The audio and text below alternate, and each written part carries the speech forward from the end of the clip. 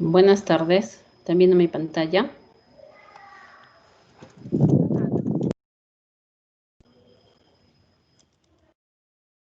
Sí, se Sí, ve. doctora. Ya, buenas tardes. Vamos a empezar porque el tema es largo, ¿ya? He tratado de hacerlo poquito para que puedan entender. Finalmente, el día viernes, tanto la doctora Lucía como yo vamos a abocarnos en lo que es el glosario de Fleischner, que ya encargué a sus delegados para que les avisen a todos ustedes. Ese día voy a poner imágenes y quien va a hablar son ustedes. Voy a llamar al azar y ustedes van a tener que explicarme de qué se trata. Tienen que leer. Si lo has leído, lo vas a encontrar rápido y lo vas a poder explicar. Entonces, vamos a hablar lo que es patología pulmonar, de manera que lo podamos entender.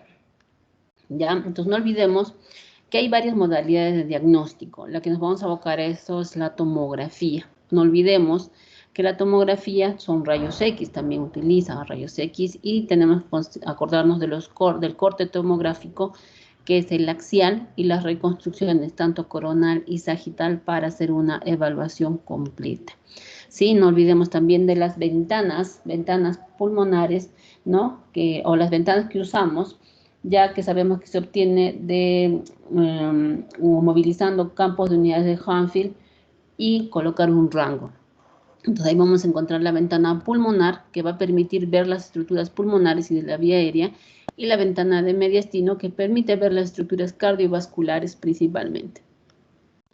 Entonces, no olvidar que el pulmón, cada pulmón, derecho e izquierdo, tiene 10 segmentos. Entonces, el lado derecho está compuesto por un lóbulo superior, medio e inferior, y el izquierdo superior e inferior. La língula está dentro del superior. Entonces, cada uno tiene 10 segmentos.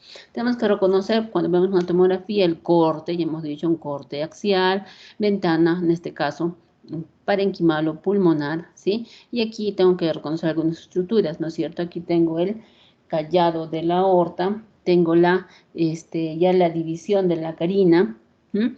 Tengo el bronquio, por ejemplo, acá ven el bronquio, que eh, el bronquio es una imagen hipodensa, ¿no? Una imagen hipodensa, y acá vamos la cisura mayor, que se ve medio borrosito, ¿m? Y este es el lóbulo inferior.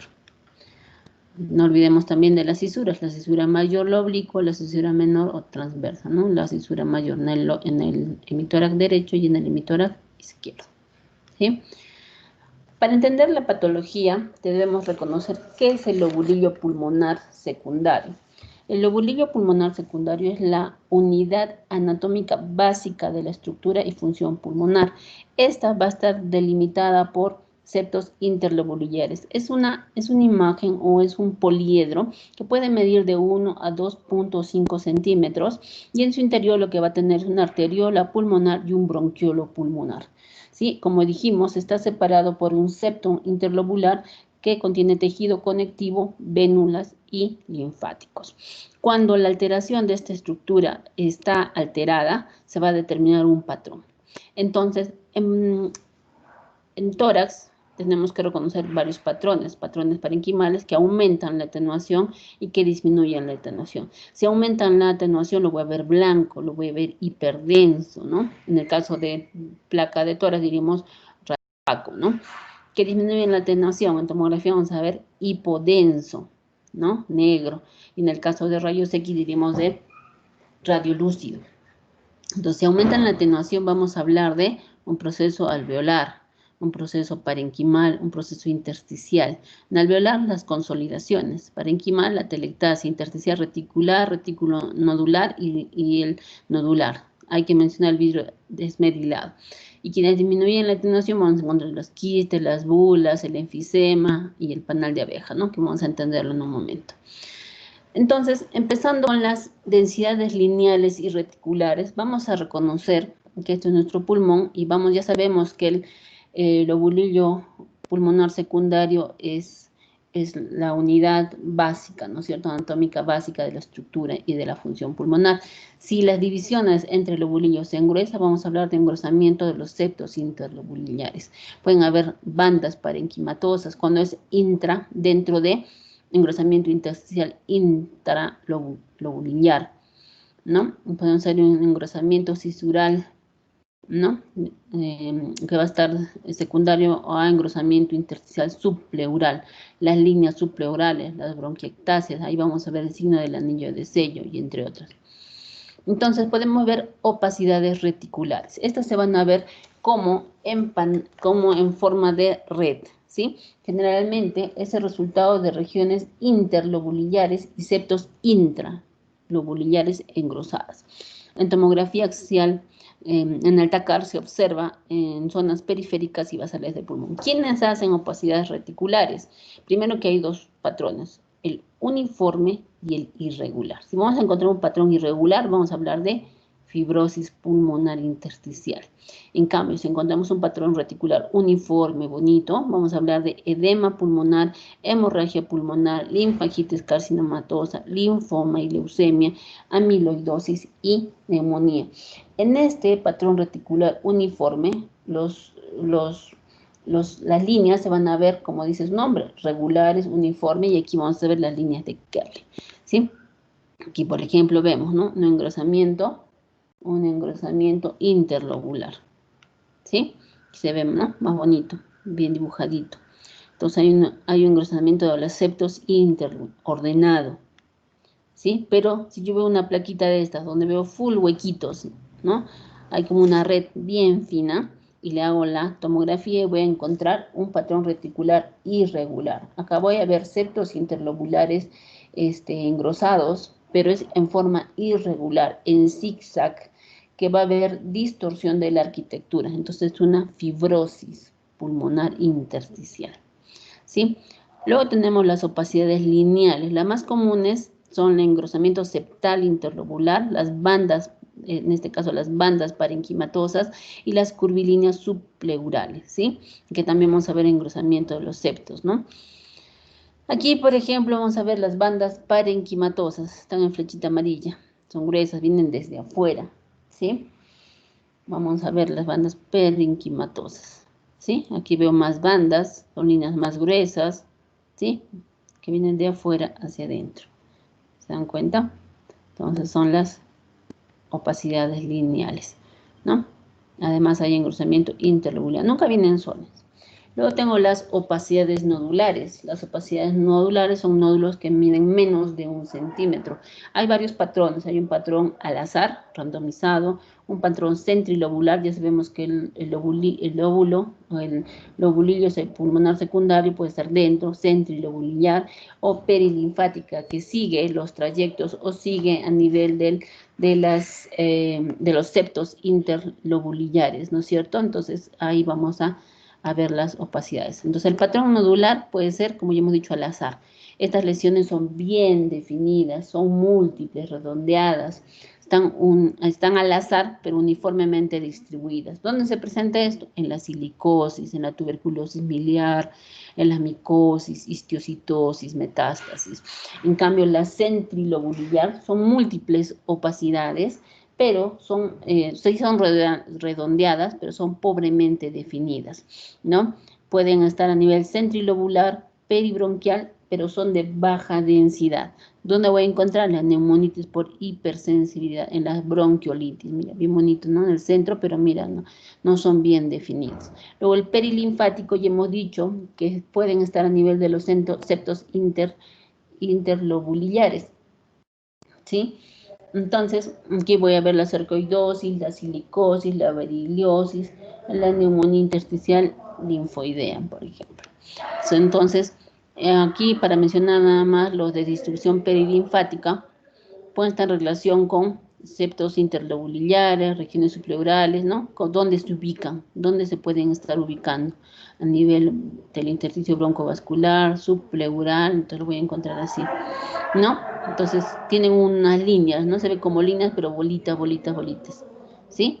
Interlobulillar, peribroncovascular, centrilobulillar, a nivel subpleural, o pueden hacer, ¿no? Perilinfático.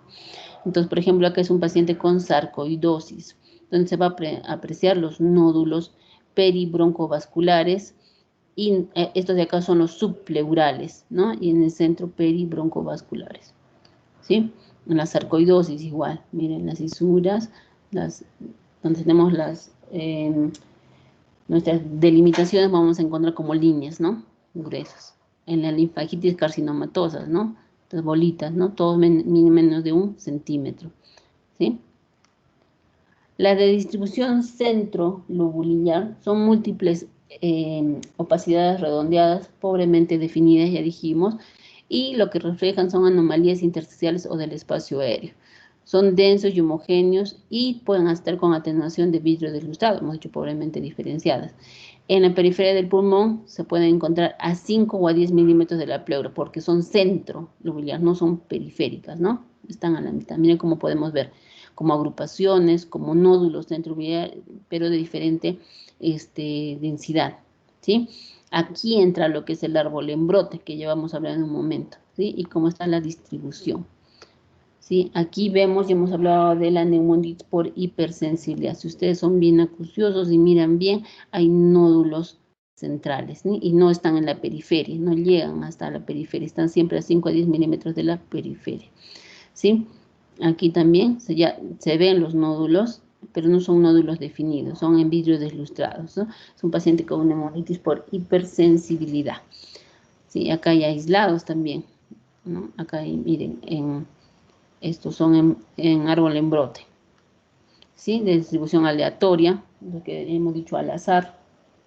Estos sí son bien definidos, ¿no? Son bien definidos, son múltiples.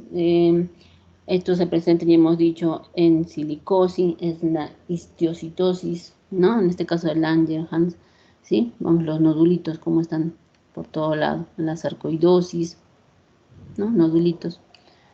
En la coccidiomicosis, de distribución aleatoria, al azar. En la TBC miliar, ¿no? ¿Sí? Patrón miliar, múltiples nódulos de distribución aleatoria. Acá también hay nódulos, ¿sí? Pero estos son metástasis, son nódulos de distribución aleatoria y estos metástasis. Sobre todo las metástasis de cáncer que se diseminan por vía hematógena, ¿no? También hay de distribución linfática. No olvidemos el cáncer de tiroides, ¿no? Que hace tipo miliar.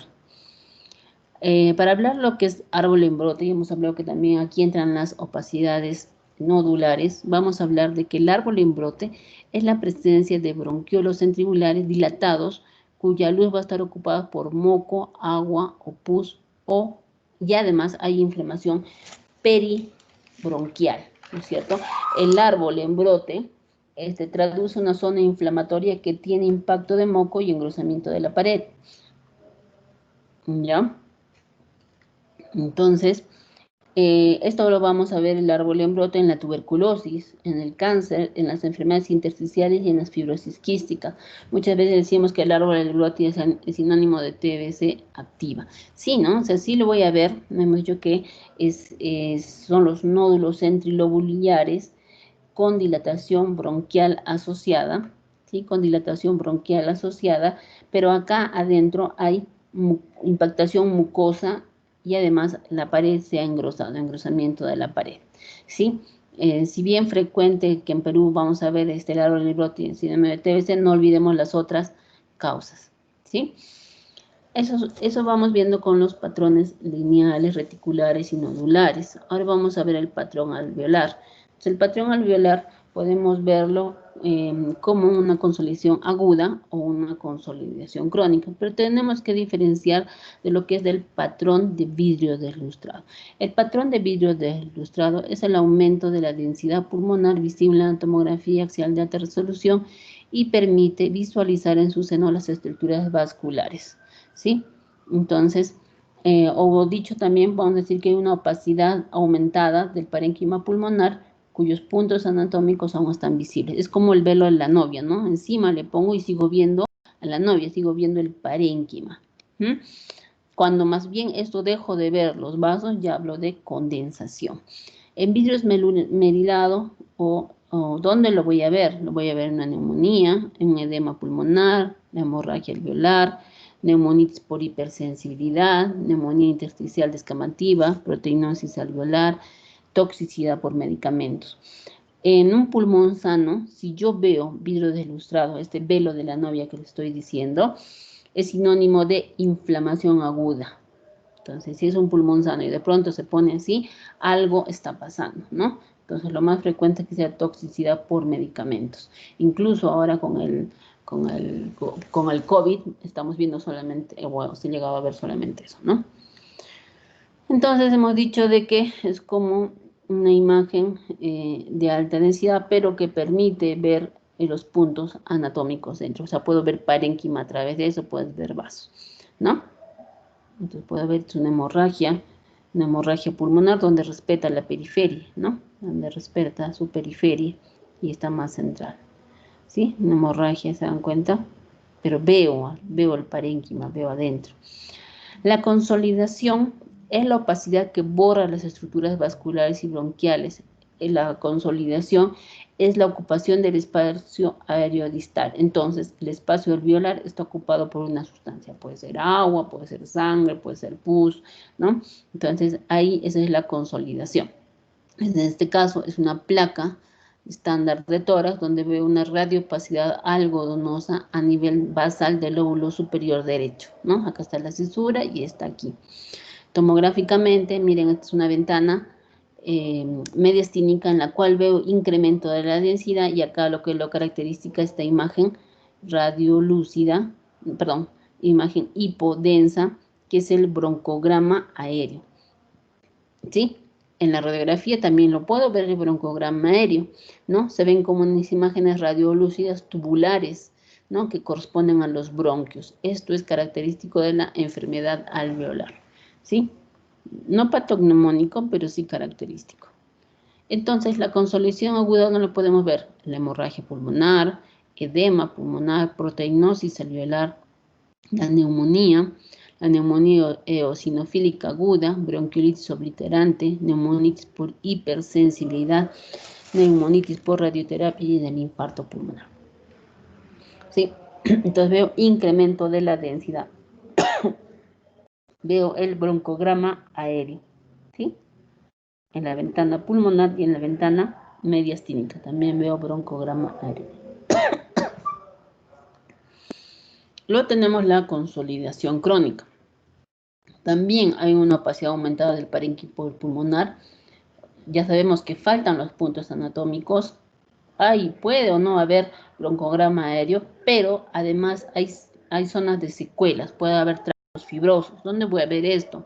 En el carcinoma bronquiolo-alveolar, en el linfoma, la neumonía lipoide, en la bronquiolitis obliterante, en la neumonía eosinofílica crónica y en la sarcoidosis, ¿no es cierto? Entonces veo también que hay incremento de la densidad, puede haber o no broncograma, pero está asociado con tractos fibrosos, ¿no? Es un pulmón ya dañado, ¿no? Antes, ¿sí? Hay tractos fibrosos, engrosamientos pleurales, bandas parenquimatosas, ¿no? Otro que tenemos que conocer es la telectasia. La telectasia es la pérdida del aire contenido en los espacios aéreos pulmonares, condicionando una disminución del volumen pulmonar. Cuando la telectasia es más grande, ¿no? Y es una telectasia completa de un pulmón, hablamos de colapso pulmonar. Entonces, los signos radiológicos de una telectasia hay signos directos y signos indirectos. De los directos, primero es el desplazamiento de las fisuras interlobulares, es el más fiable. Y el más precoz, agrupamiento de los vasos y los bronquios. Casi yo no he visto, siempre ya está colapsado.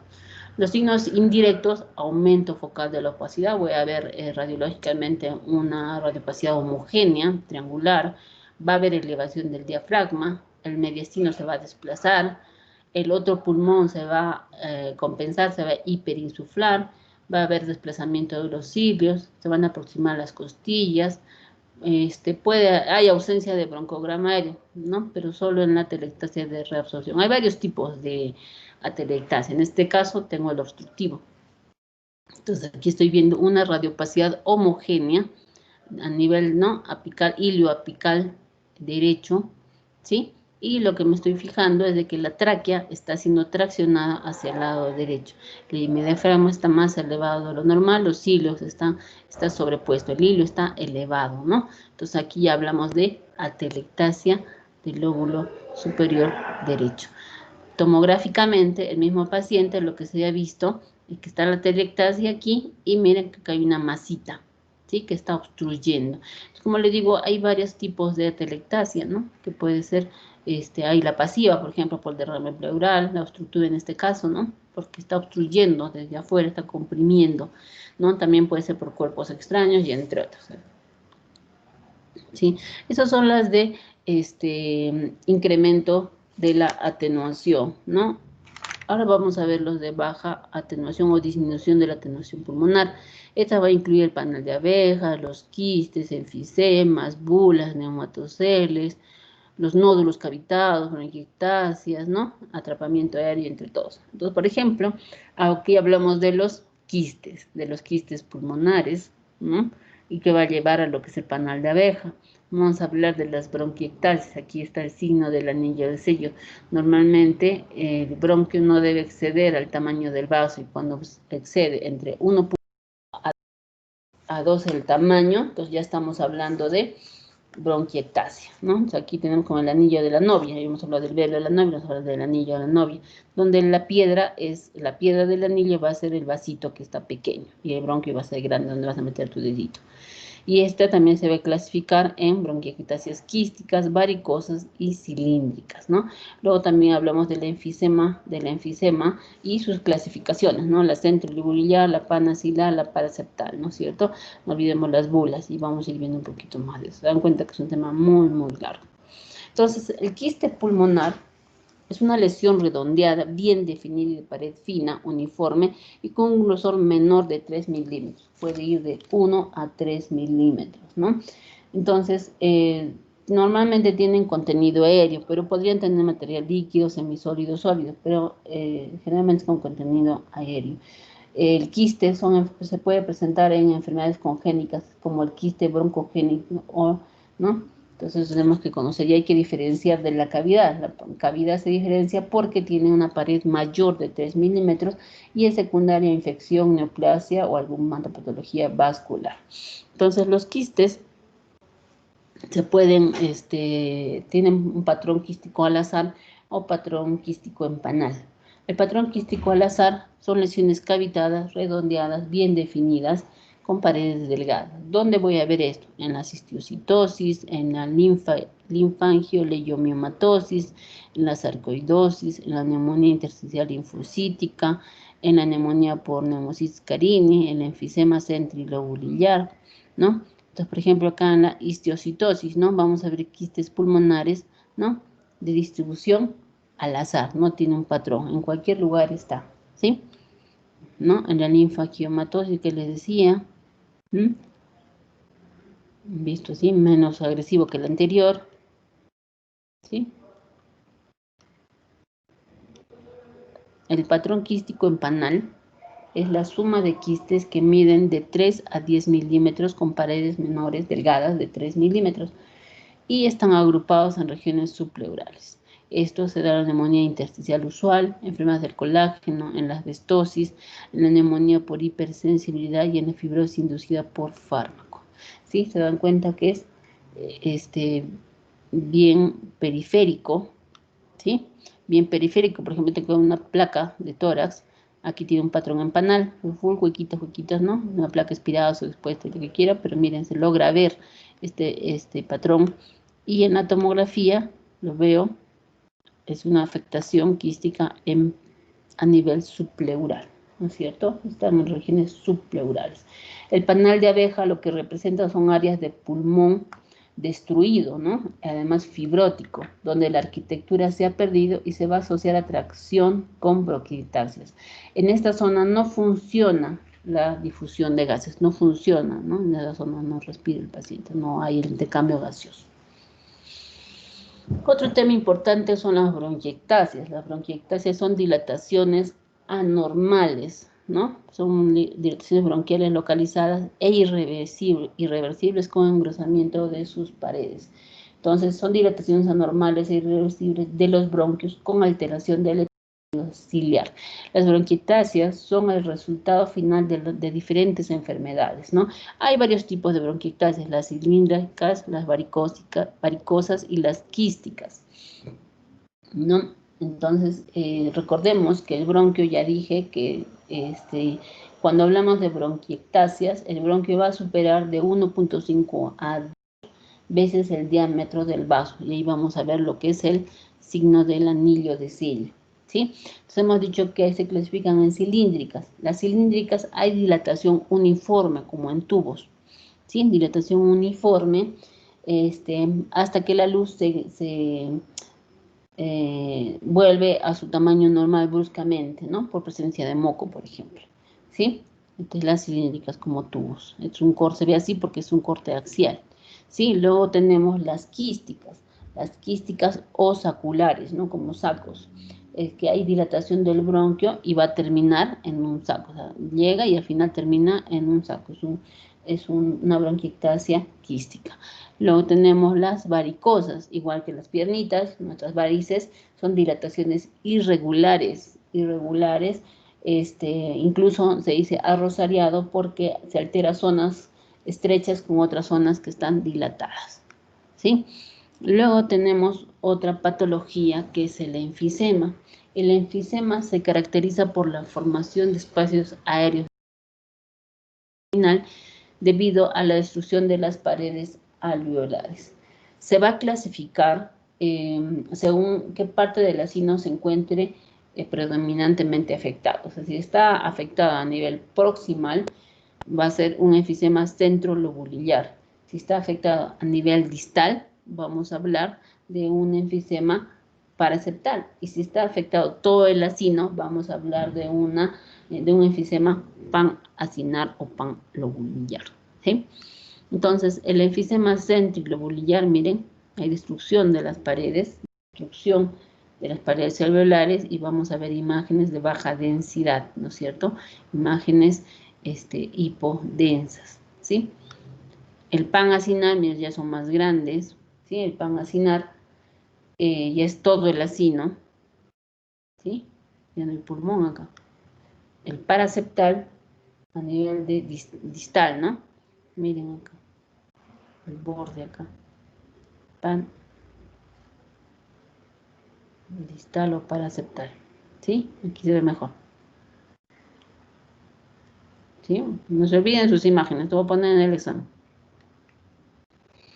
Otra cosa que tenemos que conocer, ya hemos hablado de las imágenes hipoatenuantes, de las hiperatenuantes y las hipoatenuantes, que es lo más importante, vamos a seguir viendo.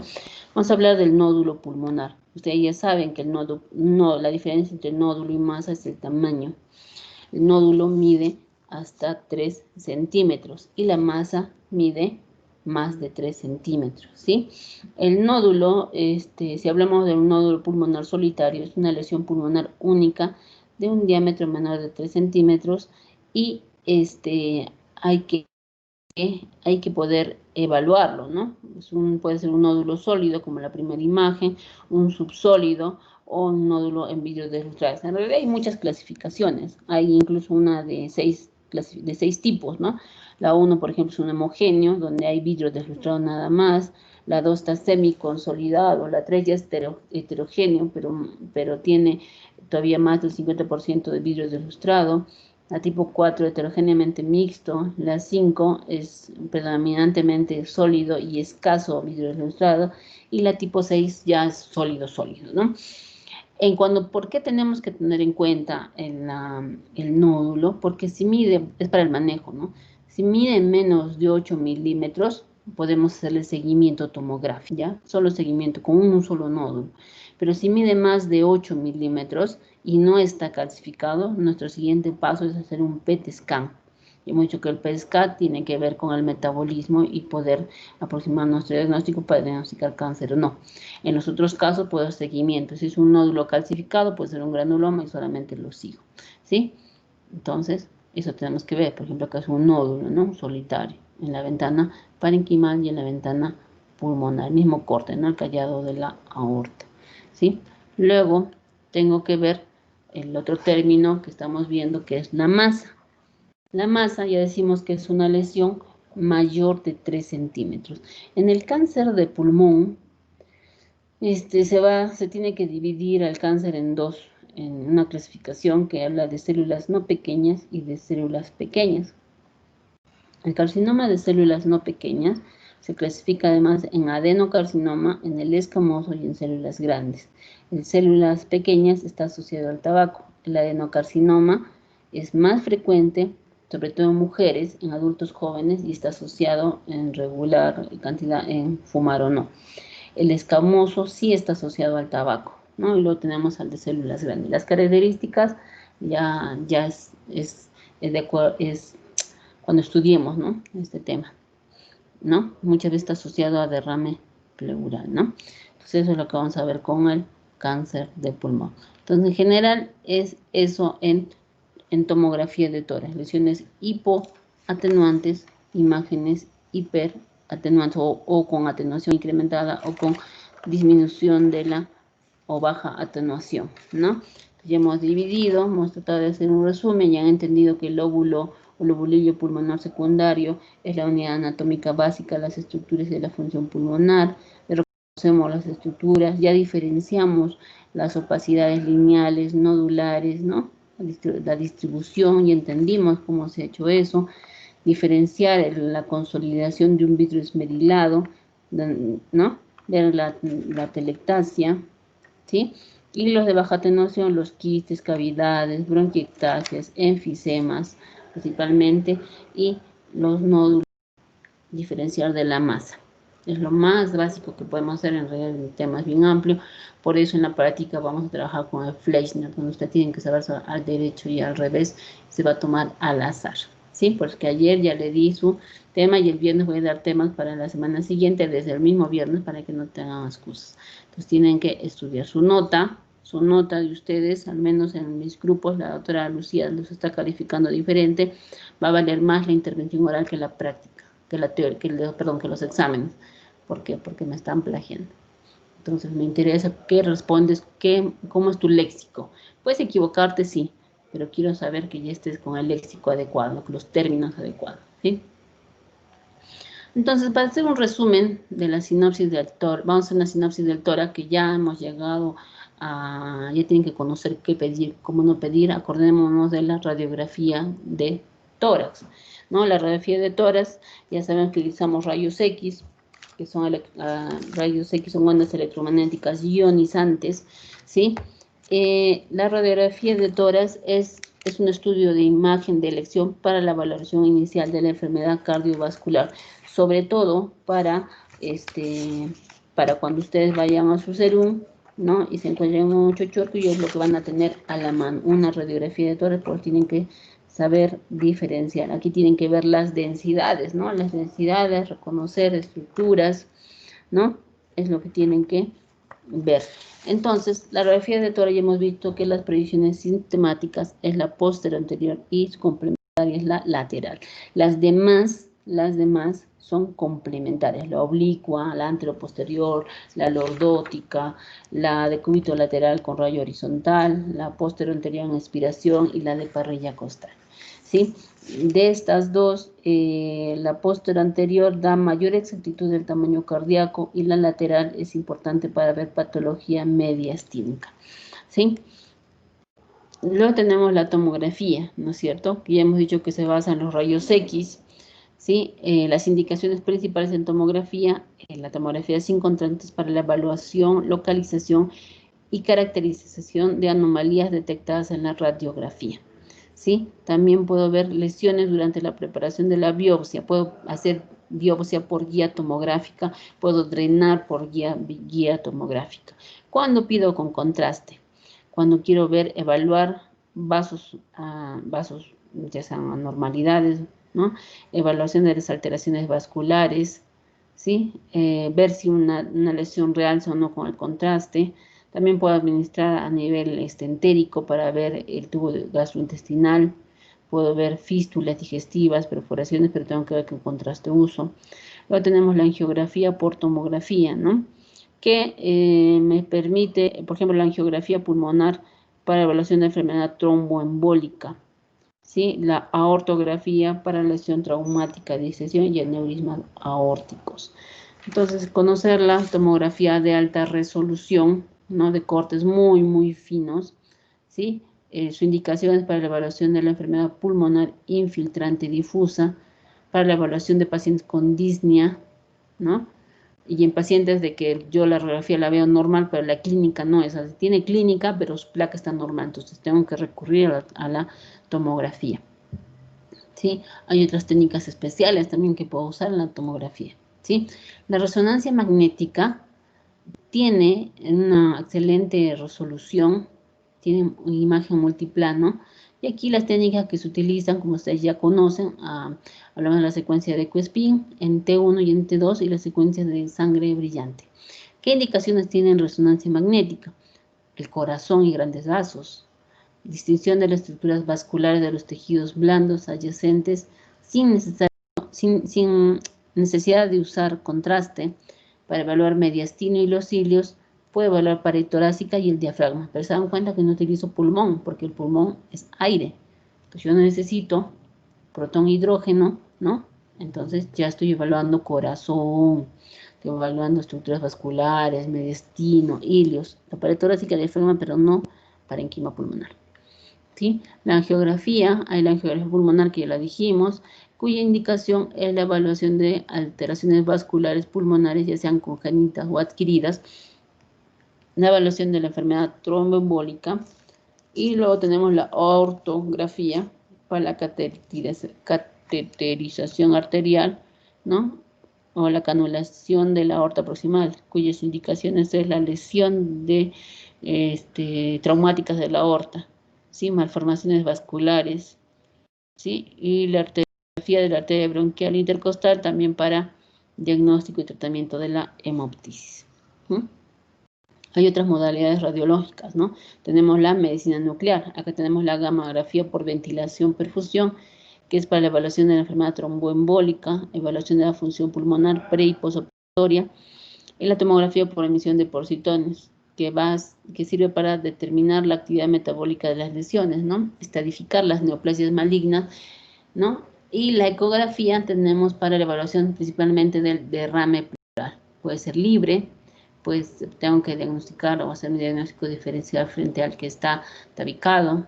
Puedo para una toracocentesis, para una biopsia cuando las lesiones son periféricas, y también para poder evaluar el movimiento del diafragma. Entonces ya están viendo qué debemos pedir en cada caso. El tema es muy amplio, pero ya cuando hagamos Fleischner, que van a hacer el viernes ustedes, ya van a resolver muchas más dudas. En sí, como les digo, es ya de ustedes poner de su parte. Entonces, eso sería todo, chicos. ¿Alguna duda? Así que yo lo hago rápido para que luego vuelvan a repasar y tratar de abarcar todo. De verdad que aquí va a durar más, no sé, hacerlo muy rápido, pero es lo más didáctico que he podido hacer. ¿Sí? Entonces ya vamos a hablar de terminología. Estudien, por favor, para el viernes. Muchas gracias. Gracias, doctora. Gracias, doctora. Gracias, doctora. Gracias, doctora. Cuídese. Hasta luego, doctora. Gracias. Bien, chicos, estudien, por favor.